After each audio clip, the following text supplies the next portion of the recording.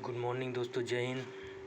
हम लोग आधुनिक भारत का इतिहास पढ़ रहे थे, जिसमें हम उदारवादी चरण हमने पढ़ लिया था। अब हम थोड़ा उग्रवादी चरण को पढ़ रहे थे, जिसमें कुछ चीज़ें हमने आपको पिछले वीडियो में बता दी थी। उसी वीडियो का ये एक आगे का पार्ट है। तो उग्रवादी चरण और 1905 से लेकर के 1918 के बीच की घटनाएं जो हुई, इसको उग्रवादी चरण बोला इसलिए जाता है क्योंकि इसमें कुछ एक तरह क्रांतिकारी घटना, उग्रवादी कहना ठीक नहीं, क्रांतिकारी एक तरह से संगठन बने, जिनका मानना ये था कि भाई 1885 में कांग्रेस की स्थापना से लेकर 1905 तक लगभग 20 सालों में जो उदारवादी नेता थे, उन्होंने काफ़ी अनुनय विनय भी, लेकिन ब्रिटिश के कान पे कोई फर्क पड़ नहीं रहा था। तो इसी के आगे इन्होंने राष्ट्रवाद, उग्र राष्ट्रवाद की तरफ गए। तो इसमें हम उनकी चर्चा करेंगे। और साथ में देश में सांप्रदायिकता का भी विकास हो रहा था, मतलब हिंदू मुस्लिम के बीच विभाजन की दूरियां बढ़ रही थी। किस तरह बढ़ रही थी, क्या बढ़ाई जा रही थी ब्रिटिश के द्वारा, जो बाद में चल के देश के विभाजन का एक कारण भी बनता है। इसकी भी हम लोग चर्चा करेंगे कि इस तरीके, इस वीडियो के माध्यम से हम इन दोनों को एकदम क्रिस्टल क्लियर कर देंगे। जब 1905 तक किस तरीके से उदारवादी अपनी मान करते रहे, लेकिन कुछ नहीं हुआ। उसके बाद क्या हुआ कि 1907 का अधिवेशन से यहाँ से शुरू करते हैं। 1907 के अधिवेशन में कांग्रेस का विभाजन हो जाता है। उसके पहले कुछ घटनाएं हो जाती हैं, जैसा कि 1906 में बरिशाल में आयोजित बंगाल प्रांतीय सम्मेलन में पुलिस का हमला हुआ। 1908 में महान नेता तिलक को गिरफ्तार करके 6 वर्ष के लिए जेल भेज दिया गया।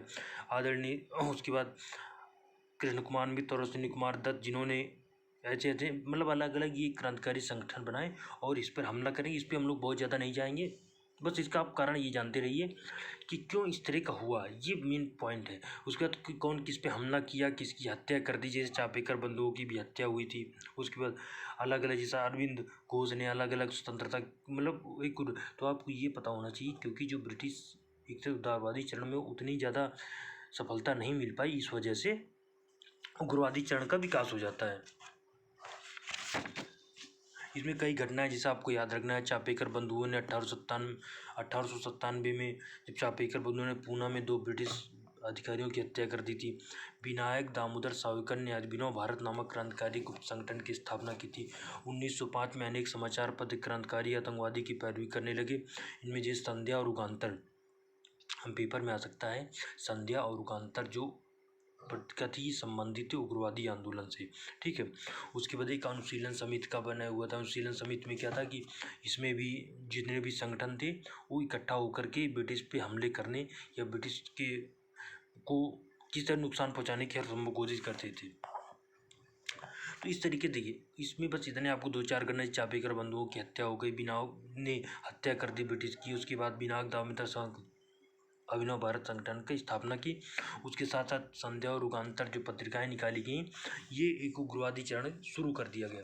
अब जिसमें मेन ये है कि राष्ट्रीय कांग्रेस का 1905 से 1914 तक क्या एक तरह से स्थिति रही, क्या इंटेंशन रहा। 20 साल लगभग कांग्रेस बने हो चुका था। 1905 में कांग्रेस अधिवेशन गोपाल कृष्ण गोखले थे, उन्होंने प्रतिक्रिया साधन खुलकर निंदा की और राष्ट्रीय कांग्रेस ने बंगाल में स्वदेशी और बहिष्कार आंदोलन का भी समर्थन किया। उसी समय मैंने आपको बताया था कि स्वदेशी आंदोलन चला था, कोई कांग्रेस का आंदोलन नहीं था। ये एक तरह से जिस तरीके से बंगाल का विभाजन किया गया उसके खिलाफ था। तो कांग्रेस ने 1905 में गोपाल कृष्ण गोखले, पूछा जा सकता है 1905 में गोपाल कृष्ण गोखले अध्यक्ष थे। 1906 में बनारस अधिवेशन में दादा भाई नौरोजी अध्यक्ष थे। यहाँ पे थोड़ा समझना ये कि 1907 में कांग्रेस का विभाजन होता है। 1905 में क्या था, कांग्रेस अधिवेशन की अध्यक्षता गोपाल कृष्ण गोखले करते और इन्होंने बंगाल विभाजन के खिलाफ स्वदेशी आंदोलन को समर्थन करते, ये नया याद रखना, ठीक है। 1906 में जब नागपुर में अधिवेशन की मांग की जा रही थी, उग्रवादियों, नरमपंथी और गर्मपंथी, यहाँ के नरमपंथी में आप ले लेंगे दादा भाई नौरोजी हो गए, आरसी दत्त हो गए, गोपाल कृष्ण गोखले हो गए। गर्मपंथी में लाल बाल पाल यादव, लाला लाजपत राय हो गए, बाल गंगाधर तिलक हो गए, बिपिन चंद्र पाल हो गए। तो इनको कांग्रेस की अध्यक्षता को लेकर के विवाद हो गया। नरमपंथियों का ये मानना था कि हम जिस रास्ते पे चल रहे हैं इसमें एक ना एक दिन ब्रिटिश को झुकना पड़ेगा। गर्मपंथियों का मानना था कि हमने बहुत नरम पंथ का रास्ता अपना लिया, अब इससे काम नहीं चलेगा। तो इसके लिए ज़रूरी था कि कांग्रेस की अध्यक्षता किसके पास आए। तो 1906 में क्या हुआ पहले तो ये 1906 में बनारस अधिवेशन के तहत दादा भाई नौरोजी ने किया। इस पर भी लेकर के विवाद था। उनका मानना ये था उग्रवादियों का कि इसकी अध्यक्षता की जानी चाहिए लाला लाजपत राय के द्वारा। यहाँ पर भी, लेकिन यहाँ पे कोई बहुत ज़्यादा फर्क नहीं पड़ा इसमें दादा भाई नौरोजी की, क्योंकि नरमपंथी और गर्मपंथी दोनों की दादा भाई नौरोजी के प्रति एक सहानुभूति थी, एक सम्मान था, तो उनको स्वीकार कर लिया। 1907 में क्या हुआ कि सूरत अधिवेशन हुआ, सूरत इन गुजरात। उसमें तो नरमपंथी एकदम से, गर्मपंथी एकदम से अड़ गए कि नहीं, बिल्कुल से ये अधिवेशन सूरत में नहीं नागपुर में होना चाहिए, और इसके लिए लाला लाजपत राय या बाल गंगाधर तिलक में से किसी एक को कांग्रेस का अध्यक्ष बनना चाहिए। ये प्रश्न पूछा गया कि जो सूरत विभाजन होता है ये क्यों होता है। इसका कारण ये थी कि कांग्रेस की अध्यक्षता को लेकर के विवाद हुआ, जिसमें नरमपंथी चाहते थे कि रास बिहारी बोस को बनाया जाए, और गर्मपंथी चाहते थे कि लाला लाजपत राय या बाल गंगाधर तिलक में से एक को किया जाए। नंबर एक कारण। नंबर दूसरा कारण था कि नरमपंथी चाहते थे सूरत में अधिवेशन किया जाए, और जो गर्मपंथी थे वो नागपुर में अधिवेशन चाहते थे। प्रश्न आया हुआ है, आ भी सकता है।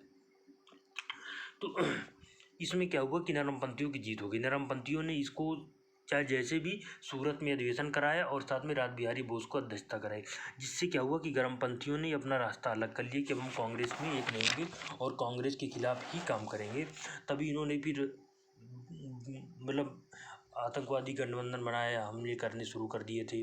खैर आतंकवादी कहना गलत नहीं, उस समय ब्रिटिश की नज़र में आतंकवादी थे, इसलिए मैं बोल रहा हूँ, लेकिन हमारी नज़र में तो क्रांतिकारी थे भाई। सरदार भगत सिंह हो गए, ये सब क्या, ये हमारे एक तरीके से इन्होंने थोड़ा रास्ता जरूर महात्मा गांधी से अलग अपनाया, लेकिन कुछ ना कुछ तो इनका प्रभाव था जनता पे। तो उस समय ब्रिटिश इनको आतंकवादी कहा करते थे, ठीक है। उसकी इसी समय क्या हुआ, ब्रिटिश क्या कर रहे थे, वो देख रहे थे कि कहीं ना कहीं कांग्रेस में आपस में ही विवाद चल रहा है। इसी समय 1906 में ढाका में मुस्लिम लीग का गठन हो गया था। अब देखिए किस तरीके से 1906 में ढाका में मुस्लिम लीग का गठन होना, 1907 में कांग्रेस का नरमपंथी और गर्मपंथी में विभाजन होना, 1909 में उसमें वायसराय हुआ करते थे मार्ले मिंटो सुधार लाया गया। मार्ले मिंटो सुधार के अंतर्गत क्या था कि मुसलमानों के लिए पृथक निर्वाचन की बात की। पृथक निर्वाचन का मतलब होता है कि मान लीजिए कोई एक विधानसभा क्षेत्र है, ठीक है, या लोकसभा का क्षेत्र है, अगर हम उसको पृथक निर्वाचित कर देंगे, मान लीजिए मुसलमानों के लिए उसको पृथक निर्वाचित, इसका मतलब ये हो जाएगी कि उसमें वोट मुसलमान करेंगे, प्रत्याशी भी मुस्लिम खड़ा होगा और मुस्लिम ही जीतेगा। बाकी जो दूसरे लोग हैं, कोई भी गैर मुस्लिम होगा वो वहाँ पे नल एंड वाइड ही माना जाएगा, उसकी वोट की कोई कीमत ही नहीं, वोट ही नहीं दे सकता। पृथक निर्वाचन का मतलब होता है एक तरीके से विभाजन पैदा कर देना देश के अंदर। तो मार्ले मिंटो सुधार के नाम पे मुसलमानों के लिए अलग से पृथक निर्वाचन है। एक तरफ पृथक निर्वाचन का लाना, एक तरफ मुस्लिम लीग का गठन होना, ये दोनों जोड़िए आप, ये दोनों जोड़ेंगे तो कहीं ना कहीं सांप्रदायिकता, मुस्लिम सांप्रदायिकता की तरफ बढ़ रहे हैं मामला, कि हाँ एक तरीके से मुसलमानों की, देखिए अभी मैं आपको आगे बताऊंगा किस तरीके से संप्रदायवाद का विकास होता है। 1857 की क्रांति में हिंदू मुस्लिम एक होकर के लड़े। इसका ब्रिटिश पर इतना दुष्प्रभाव पड़ा, इतना ज़्यादा कि उन्होंने 1857 के विद्रोह के बाद हिंदू मुस्लिम एकता को तोड़ने की कोशिश की थी। मुसलमानों से सबसे ज़्यादा उन्हें नफरत हो गई थी कि ये हिंदुओं का इतना साथ क्यों दे रहे हैं। इसके लिए उन्होंने 27,000 से ज़्यादा मुसलमानों को दिल्ली में फांसी पर लटकाया था कि पहले इनको फांसी पे लटकाओ, ताकि इनको फांसी पे लटकाने का कारण हिंदुओं को घोषित किया जाएगा, जिससे दूसरे मुसलमानों पे नफरत की भावना पैदा की जाएगी। समझ रहे हैं कि मतलब ब्रिटिश क्या कर रहे हैं कि एक को फांसी पे लटका दिए, इसका कारण बता रहे हैं कि जो तुमने 1857 की क्रांति में हिंदुओं का साथ दिया था, इसकी वजह से तुम्हारा ये साथ हो रहा है। इससे क्या होगा, दूसरे मुसलमान नाराज़ हो जाएंगे कि अब हम हिंदुओं का साथ नहीं देंगे, नहीं तो हमें भी ऐसे लटकाया जाएगा।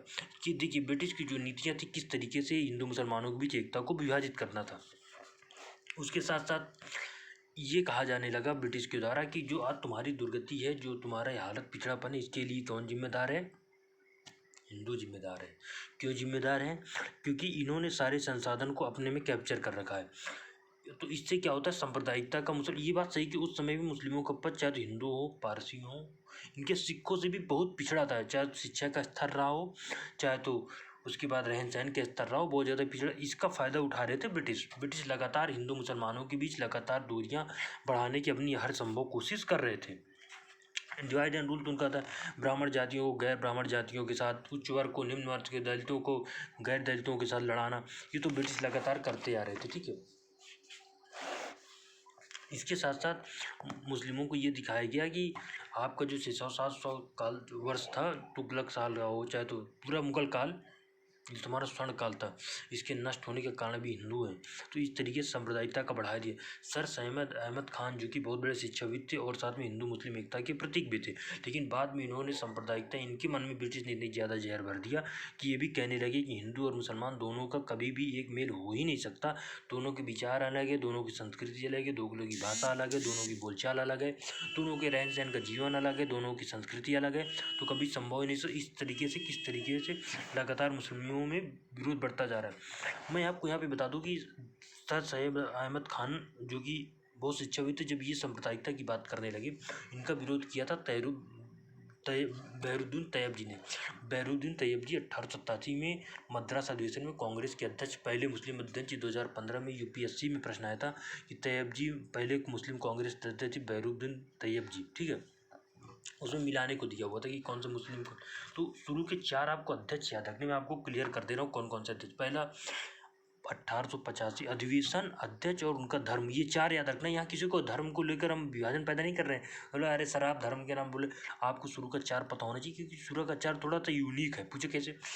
पहले व्योमेश चंद्र बनर्जी बने 1885 में, मुंबई अधिवेशन की अध्यक्षता की, हिंदू धर्म। नंबर 2 दादा भाई नौरोजी 1886 कलकत्ता अधिवेशन, पारसी धर्म। नंबर 3 बहरुद्दीन तैयब जी मद्रास अधिवेशन 1887 मुस्लिम। नंबर 4 1888 जॉर्ज यूले कांग्रेस अध्यक्ष, इलाहाबाद, जो प्रयागराज है, इलाहाबाद अधिवेशन, पहले ब्रिटिश। तो ये 4 हमें याद रखना चाहिए। पहला हिंदू, दूसरा पारसी, तीसरा मुस्लिम, चौथा ब्रिटिश। दे सकता है कभी क्रोनोलॉजी में ही दे देगा, धर्म दे देगा और साथ में कांग्रेस अध्यक्ष दे देगा। फिर आपको आप हिंदू मुस्लिम ईसाई सब रटे हुए हैं, हिंदू मुस्लिम सिख ईसाई, जहाँ सिख है वहाँ पे आपको जहाँ एक बार मुस्लिम है वहाँ पारसी हो जाएगा, और जहाँ सिख आप करते हैं वहाँ मुस्लिम हो जाएगी, हिंदू मुस्लिम सिख ईसाई। तो याद रखना पहले कौन से, दादा व्योमेश चंद्र बनर्जी मुंबई अधिवेशन 1885 हिंदू। नंबर 2 1886 दादा भाई नौरोजी पारसी कलकत्ता। नंबर 3 बहरुद्दीन तैयब जी मद्रास 1887 मुस्लिम। नंबर 4 जॉर्ज यूले इलाहाबाद, उसके बाद 1888 ईसाई या ब्रिटिश कह सकते, ठीक है। तो जब 1887 में मुस्लिम अध्यक्ष बहरुद्दीन तैयब जी इन्होंने सर सैयद अहमद खान की बातों को न मानने के लिए भारतीयों को प्रेरित किए थे कि ये जो कह रहे हैं इनका दिमाग कुछ भ्रष्ट हो गया है, अभी उल्टी बातें करने लगे, इसीलिए इनकी बातों मानने से हिंदू मुस्लिम एकता के बिना ब्रिटिश को यहाँ से नहीं भगाया जा सकता, ठीक है। तो कई प्रश्न आ सकता है कि जैसे कि मान लो मुसलमानों में सांप्रदायिकता और अलगाववादी विचार की प्रवृत्ति कैसे हुई। तो इसका पक्ष बिल्कुल था कि वो व्यापार, शिक्षा, उद्योग में उनका पिछड़ापन था, नंबर 2। नंबर 1 मुस्लिम, उसके साथ साथ सरकारी नौकरियों में उनका प्रतिनिधित्व कम होना। तो उसके साथ साथ 1857-58 के बाद ब्रिटिश की विभाजनकारी नीतियाँ। उसके बाद देखिए जो हिंदू सांप्रदायिकवादी थे उनका मानना था कि इस्लाम के आने से पहले 1291 से पहले, चाहे तो अशोक का युग रहा हो, चाहे मौर्य काल रहा हो, चाहे तो बौद्ध चंद्रगुप्त मौर्य हो, चाहे अशोक का रहा हो, चाहे कुषाण शासन रहा हो, ये भारतीय संस्कृति, हिंदुत्व संस्कृति का प्रतीक बताया गया। इसके विपरीत जो मुसलमानों का 1857 तक शासन, उसके पहले जो मुगल काल का टाइम था उसको बताया गया कि ये मुस्लिम स्थापत्य के चरम काल था, मुसलमानों के एक तरीके से उन्नति का चरम काल था। अब देखिए किस तरीके से सांप्रदायिकता का विकास हो रहा है। तो लगातार उनकी भ्रम फैलाना, लगातार लोगों को एक तरह से बरगलाने का काम लगातार जारी है। इस तरीके से इतिहास में पढ़ाया जाता था, उस समय लोगों को बताया जाता था कि देखिए किस तरीके से इन लोगों ने लेकर के हमारे जो मुस्लिम धर्म को तो उसको पूरा नष्ट कर दिया। तो ये सांप्रदायिकता का लगातार विकास हो रहा है।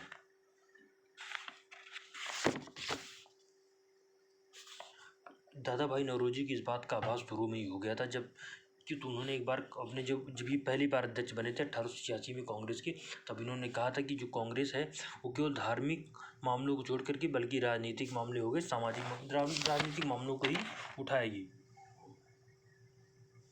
धार्मिक और सामाजिक मामलों में ये दखल नहीं दी कि उन्हें पहले से इतना आइडिया था। इसके साथ साथ ये तो देखिए मुस्लिम सांप्रदायिकता के प्रति तो ढाका में मुस्लिम लीग का बनना, पार्लियामेंट में सुधार लाना, उसके साथ साथ लगातार मुसलमानों को ब्रिटिश द्वारा लगातार एक तरीके से उनको पिछड़ापन के लिए उन्हें जागृत करना कि इसकी जिम्मेदारी हिंदुओं पर डालना। इसके साथ साथ कुछ हिंदू सांप्रदायिकता का विकास हो रहा है। जिस तरह शिवाजी ने गणपति उत्सव महाराष्ट्र में शुरू किया था। अरविंद घोष ने आदर्शवादी ढंग से भारत माता को राष्ट्रवाद का धर्म बताया। आतंकवादी देवी काली के आगे शपथ लेते थे, जो उग्रवादी थे वो देवी काली के आगे शपथ लेते थे, जो कि हिंदू संस्कृति का प्रतीक था। बंगाल विभाजन विरोधी आंदोलन के आरंभ गंगा में डुबकियां लगाकर पता कि जो मुस्लिमों के लिए संभव नहीं था कि मान ली कोई हम जो लोग गंगा में स्नान करेंगे वही माने जाएंगे, वो बंग आंदोलन का समर्थन करते हैं। अब मान ली मुस्लिम नहीं कर रहे हैं, उनको धर्म से रोक रहा है, तो आप क्या कहेंगे कि वो मतलब भारत माता का समर्थन नहीं करते या भारतीयों का समर्थन नहीं करते। इस तरीके से कहीं ना कहीं विभाजन की ओर बढ़ते जा रहे थे।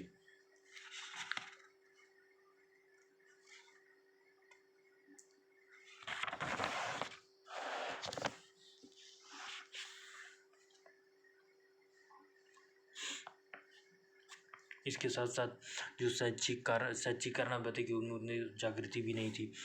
1915 में कासिम बाजार एक जगह पड़ता है वेस्ट बंगाल में। वहाँ पे क्या हुआ था कि हिंदू महासभा की स्थापना हुई थी। अब देखिए एक तरफ मुस्लिम लीग की स्थापना हो रही है, एक तरफ हिंदू महासभा की स्थापना, तो सांप्रदायिकता को तो बढ़ना ही था।